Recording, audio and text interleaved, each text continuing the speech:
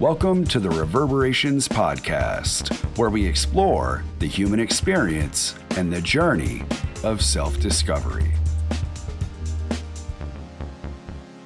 Thank you for tuning in. I'm your host, John Stewart, founder of 365, author, sound alchemist, specialist in vibrational medicine, and integrative wellness with a focus on emotional trauma.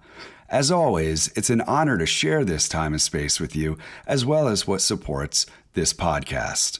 There's no questioning the importance of our dietary intake in regards to our overall health and wellness goals. Known as a transformation company, I was introduced to Purium a little under a year ago and implemented it as a staple in my daily personal and professional practice. Designed in consideration of human physiology, human metabolism, and human potential, the Daily Core 4 is made up of 4 pillars of natural Purium products to cleanse the body and satisfy its critical needs at a cellular level. Their products fit any preferred dietary lifestyle, whether you're looking for detox, life transformation, nourishment, weight loss, immune support, fitness, gut health. You will be supported on your journey. And perhaps what I appreciate the most is that Purium is in alignment with my values, sourcing from organic, sustainable farmers and practicing eco-friendly shipping with a commitment to be plastic-free by the end of 2021. Purium is a quality, trusted company with a vested interest in spreading economic freedom through plant-based wellness. Visit iShopPurium.com. That's iShopPurium.com. Enter referral code AMPLIFYYOURLOVE for $50 off your first order. At 365, our mission is to facilitate and support the maximization of human potential and global sustainability by advocating whole health and promoting harmony within and throughout. 365's products and services are based on the ontology of mind, body, spirit, sound, where we address the full spectrum of well-being, physical, spiritual, mental, and emotional wellness. My mission as a practitioner is to lead clients to a clear and gentle understanding of their inner truth, untangling the energetic and subconscious constriction within our mind and body at a core level, loosening the intensity of belief patterns that no longer serve us, and providing an opening for us to remember and return to a state of harmony, natural vibrancy, and complete state of well-being. It all begins within, and it all begins with you. For 10% off products and services, enter code IAMLOVED at checkout. Thank you for tuning in to Reverberations. This is John Stewart with 365. First off, I want to say thank you so much for taking the time out of your day, wherever you might be, in your home, at work, in your car, on an airplane, and wherever in the world you might be tuning in to.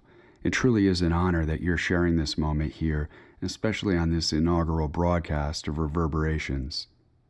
Whether we have known each other all my life, or if we had just met, or if we have never met each other, your listenership and participation in this podcast is critical to the success of what it is that we are up to here in this human experience. This podcast is dialed into the journey of self-discovery, liberation, love, the exploration of consciousness, the maximization of human potential, and why we are here, and what we are up to create a more harmonious and sustainable coexistence for all in creation. So again, it truly is an honor that we are sharing this moment together and that we get to amplify this message, that this is what Reverberations is all about.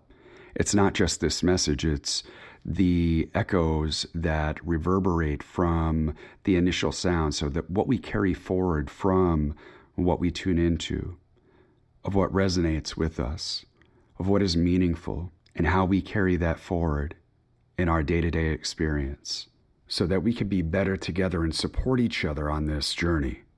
It all begins within, and this is where the journey begins. So these first couple broadcasts, what I'm going to be sharing with you is how I got here, how I got to be who I am, and the life experiences and the stories, the crazy stories sometimes, the synchronistic encounters of the infinite kind, the subtleties, the beautiful mysteries of life that we get to lean into that create the experience that we're so fortunate to endure when we allow ourselves to be led by the divine creative consciousness, when we allow ourselves to lean into the mystery, where we get out of our own way, where we let love lead the way, where we bypass fear, or we use fear as a motivator rather than a detractor from what it is that we actually know to be true.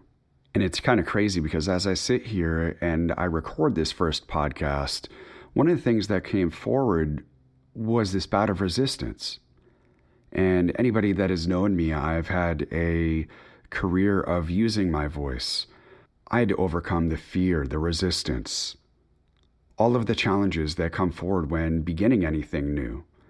Because as with anything new, there is that fear of the unknown. Am I going to be able to perform the way that I wish? Am I going to be able to articulate the story? Am I going to be good enough? Is anybody going to listen? Why am I doing this? What does it really matter? And then I go back to one of the most important times of my life, of when I wrote my book called It All Begins With You.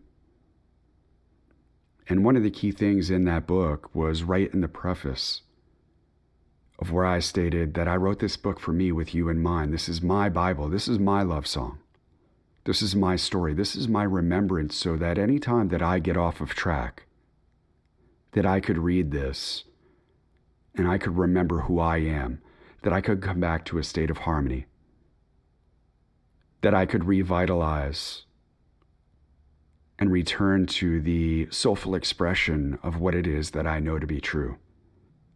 And in this process of getting this podcast and tuning into what reverberations would be and how it would begin and what it would be of service to, one of the most important things that I found is the power of story, the power of connection, the power of human expression and connecting with each other, sharing our personal stories. Not stories so that we stay stuck in the recurring theme of what holds us back. Rather, sharing stories of our successes, sharing stories of our trials and our tribulations,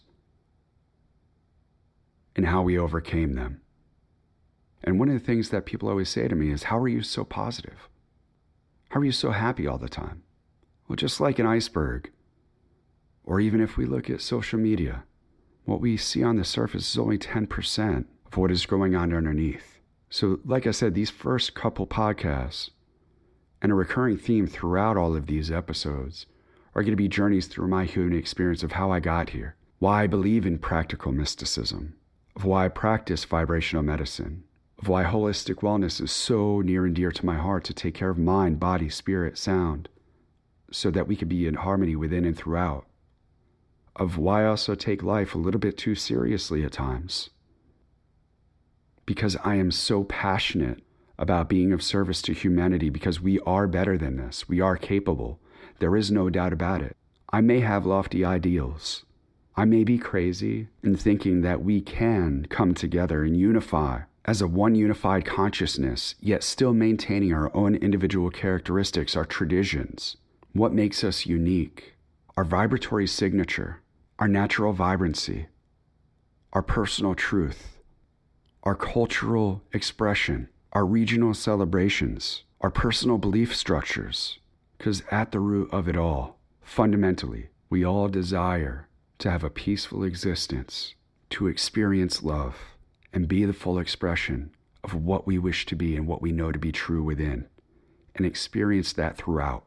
And experiencing liberation comes with a form of personal responsibility and accountability to the one universal law, to where we don't create any undue, intentional harm mentally, physically, spiritually, or emotionally. Because as with anything, energy has the potential that when we set something in motion, there is a response or a reaction. When we come from a place of responsibility, we respond accordingly with virtue, to stay in alignment with what it is that we know to be true, so we can initiate actions that support a sustainable and harmonious community for all in creation.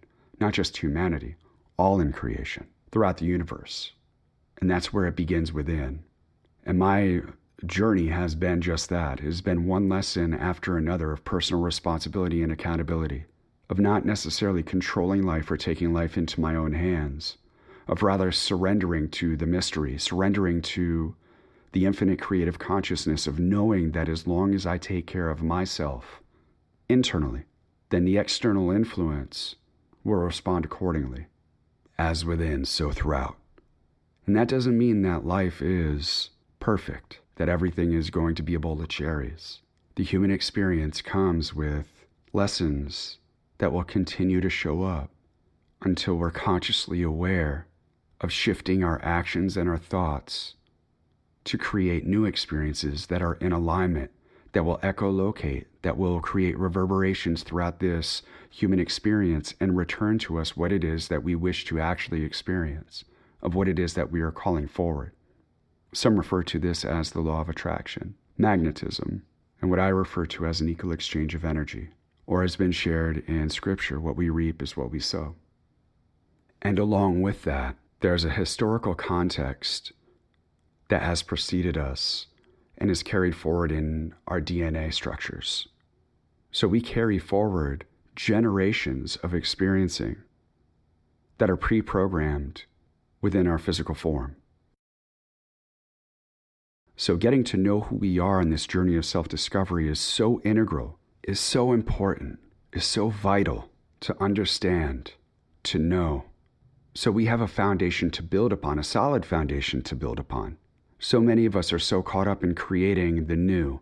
So many of us are going from job to job to job, searching for purpose, or partner to partner to partner, searching for love, or place to place to place to search for peace. And the journey of self-discovery is one that is the greatest love story of all, of loving ourselves, knowing who we are on a visceral level, experiencing ourselves at the very core of our being at a cellular level.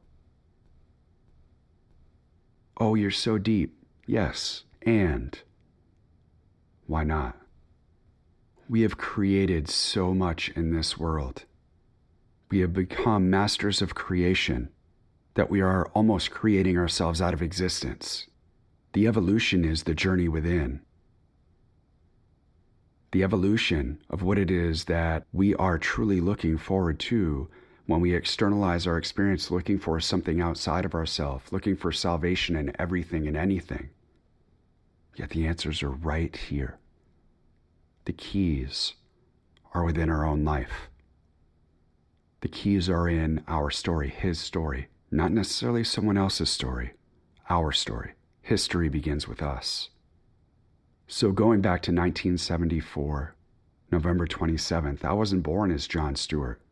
I was born as John Clinton Rapp III, to a woman who had just turned 18 years old, a senior in high school, the daughter of a Roman Catholic family, one of the most passionate men that I've ever come to know. My grandfather Leo was a Polish man who loved family more than anything. One of the hardest working men that I had ever met. From the time that he woke up in the morning to the time that he went to bed, and he never let work get in the way of his family life. There was times that he took me to work at Bridgeport Brass, where he was the foreman overlooking the floor. And I would sit there, and I just loved, he would give me these notepads, and I would just sit there and I would write and color and draw, and he would be doing his job. Or it would be at night and he would be downstairs working on finances. And I'd come downstairs and I would just sit on the stairs. And he would just let me sit there as he was working. Or he would be outside on the weekends for hours tending to the garden. And he would let me come out there and help or watch. Or Sunday Mass. And mind you, church really wasn't my thing. I got kicked out of Catholic school. In kindergarten, that's a story for another podcast.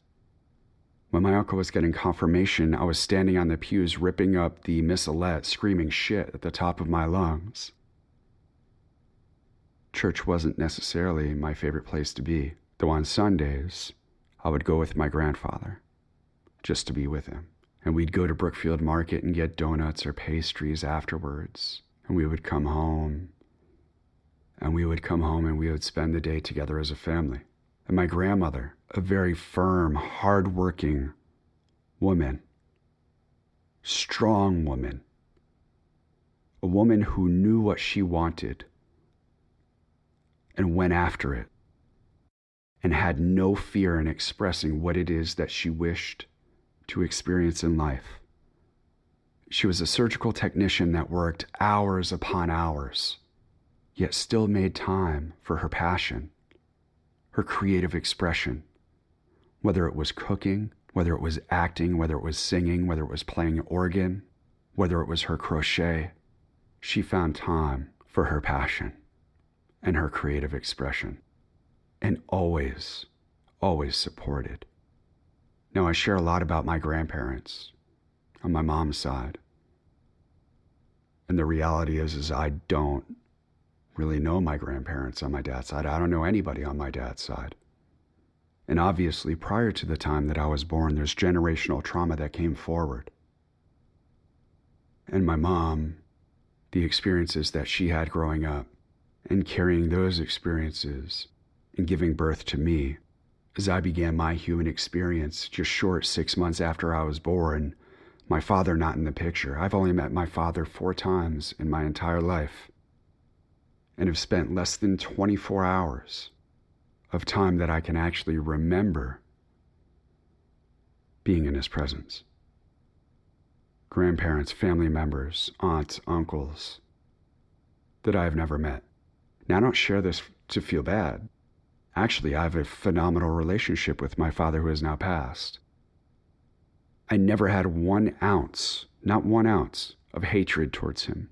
And that's a story I'll get to another day as well. In fact, I am grateful for the experience that I have had that has made me the human that I am today. For it's these experiences that I speak to. It is this context, it is this storyline that I share. And the baseline of this Reverberations podcast is to witness that we are not victims of our past. We are not prisoners of our story, unless we choose to be. It was 6 months after I was born that my parents were already separated and going through a divorce, and not necessarily a very friendly one. It was stated that my father would never see me again based upon the series of events that unfolded. So my mom, being 18 years old, with 3 younger brothers that weren't much older than me, and 1 older brother, and 2 hard-working parents, that she was now a teenager raising a child.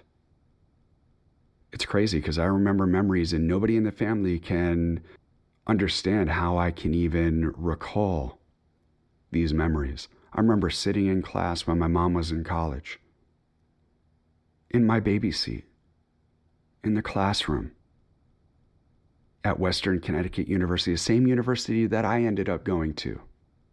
I remember sitting in my crib. I remember seeing the sheets on my mom's bed. The orange, the yellow, the brown, 70s pattern. I remember distinctly. The fact that I can remember it blows my own mind. So now with my father out of my life, my mom met my soon-to-be stepfather. And as we know, that if we don't do the work, the patterns continue on.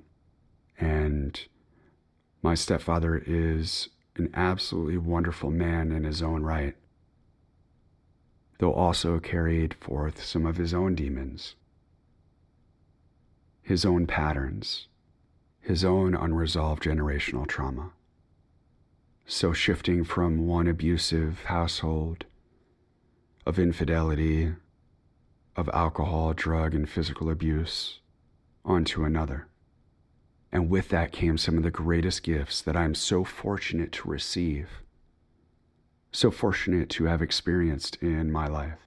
My stepfather was an amazing tennis player, well-read, Our library was phenomenal with topics on everything from probably every book on tennis ever written, to books on finance, to books on personal success, to books on self-motivation, spiritual exploration, the Bhagavad Gita, philosophy, science, and perhaps the greatest gift was the gift of tennis.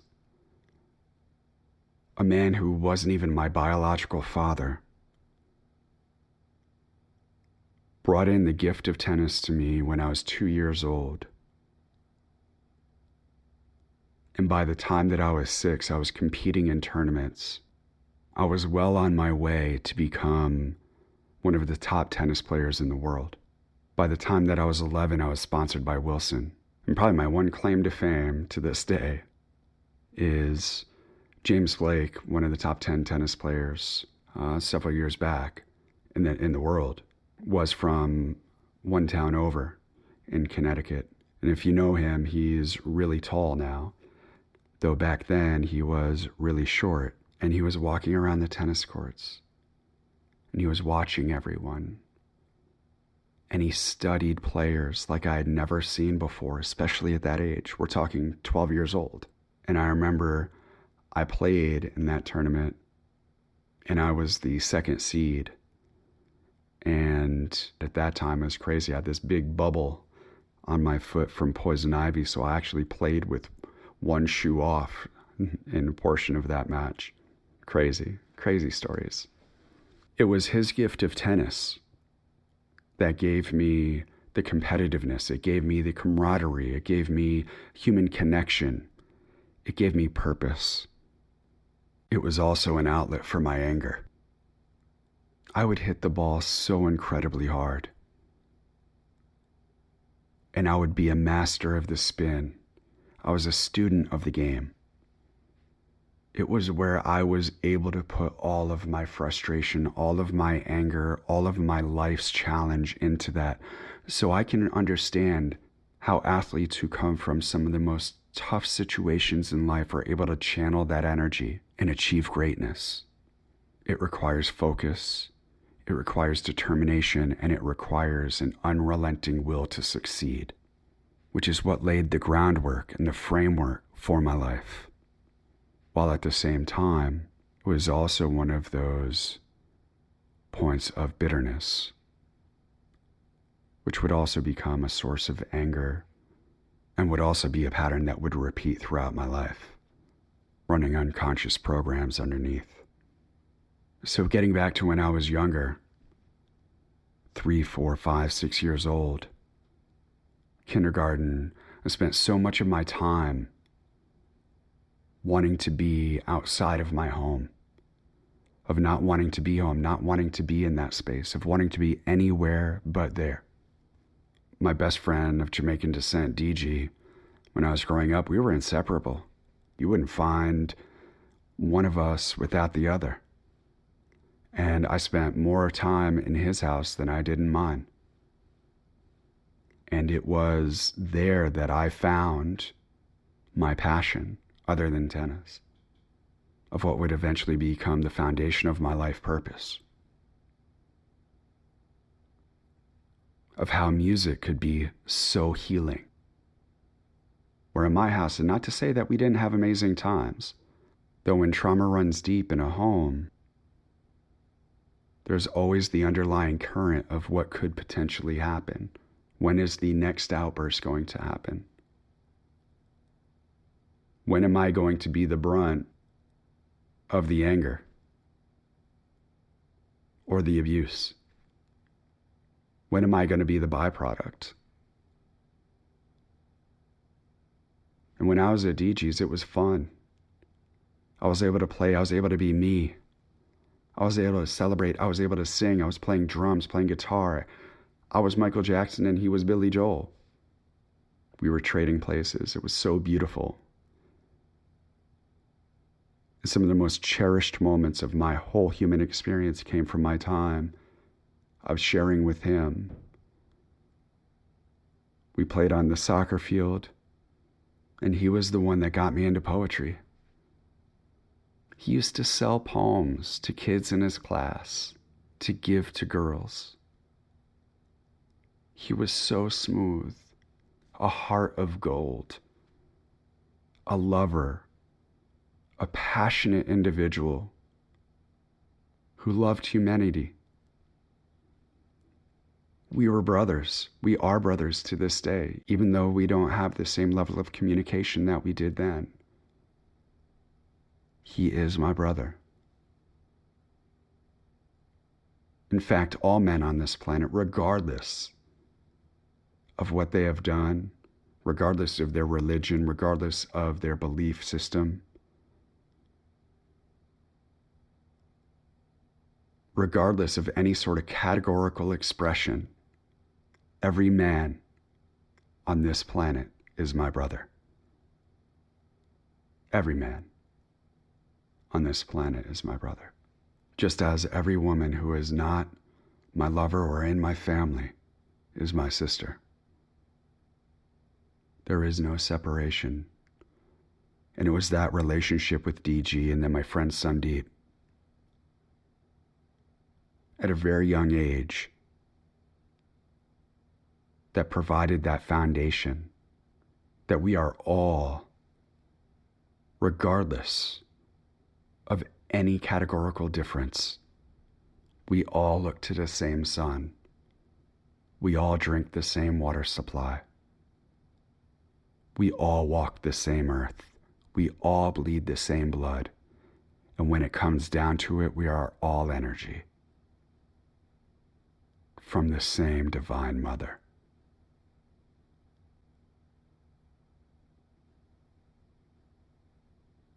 So again, it was this experience with DG that gave birth to this poetic expression of utilizing my voice to be able to share with the world what it was that was so deep within me, where mine was full of hope,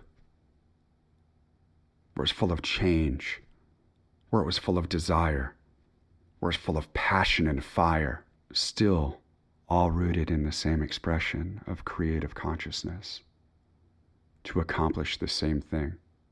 I look back to those times because they laid the foundation and the framework for this podcast, utilizing my voice to facilitate the journey of self-discovery for my music, of when I began my musical career as an MC.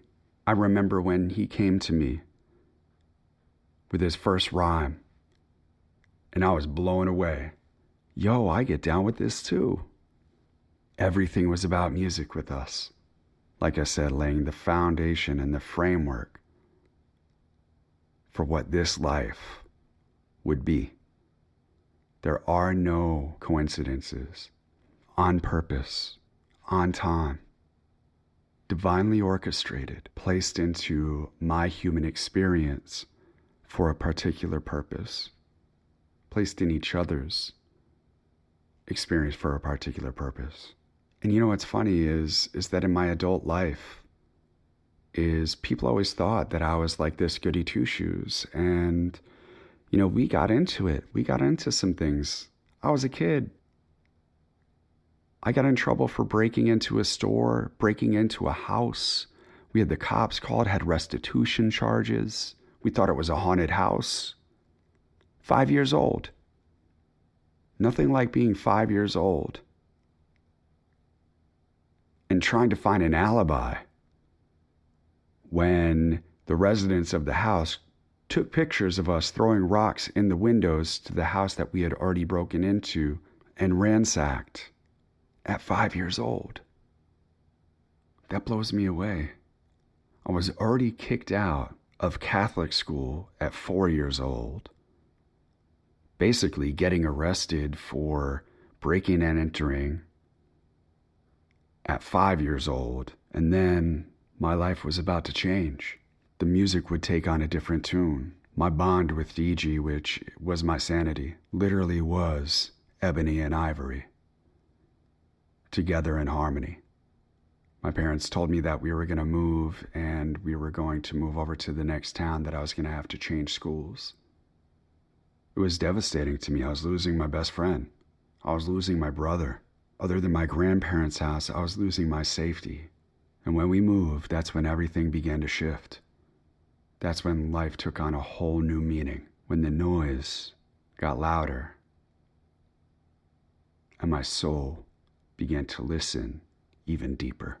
On the next edition of Reverberations, we're going to talk about the beginnings of my musical career and how I began to use vibration as a form of healing, of how I was tuning in to early forms of meditation before I even knew what they were, of how I was utilizing vibrational medicine, of how I was using music as therapeutic application at a very young age, and how I began my life as a life coach, as a therapist,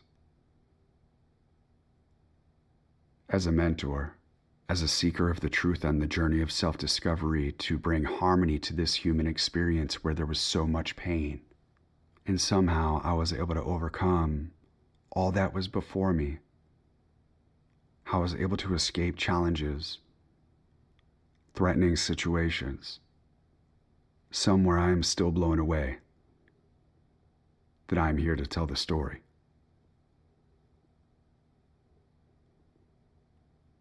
Life has a purpose for us when we tune in. We're never given more than we can handle.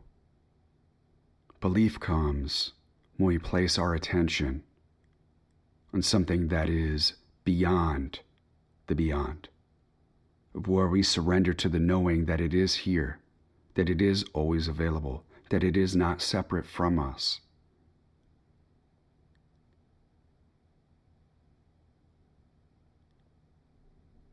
And this is where I found prayer. This is where I found belief. This is where I found not even hope, of where faith was anchored in experientially. And we can't take that for granted, because when we do is when we really begin to die. And as Wayne Dyer said, let's not die with the music still in us. And thank you for tuning in to this episode of Reverberations. Like I said, these first couple episodes are just going to be giving you a little bit of a background of who I am and why I do what I do and why I share the stories that I do and why I am so committed to this journey of self-discovery, this journey within, to tap into the infinite potentiality that we have within us. And when we do, we can overcome anything. That miracle after miracle will continue to reveal itself when we surrender to the knowing of that, when we let the music play and we just dance, and we just dance as free as we can in that space. And never, ever let anyone mute your voice. We all deserve to be heard. We all deserve to be seen. We all deserve to feel what we feel. And if this has inspired you, if it's touched you in any way, please share this with your friends. Share it in your social media. Let's allow this message to reverberate. Allow it to echolocate all that is in service for a more sustainable and harmonious community, for all in existence, for all in creation. It's here, it's now, it's on time, it's on purpose. Why not? Let's amplify the love. Feel free to check out my website, 365.com. That's 360five.com. 365 is where you'll be able to find products and services that are in support for a more sustainable and harmonious life, of where we tune in to maximizing human potential and global sustainability by advocating whole health. And Amplify Your Love is my journey of self-discovery, my creative expression through word, through writing, through prose, through music, through sound. And I would love to welcome you there. You can also find me on any social media platform. And feel free to reach out to me, drop a comment. I'd love to tune in with you. So again, have yourself an amazing day today. And thank you. Thank you for being you. Love you all.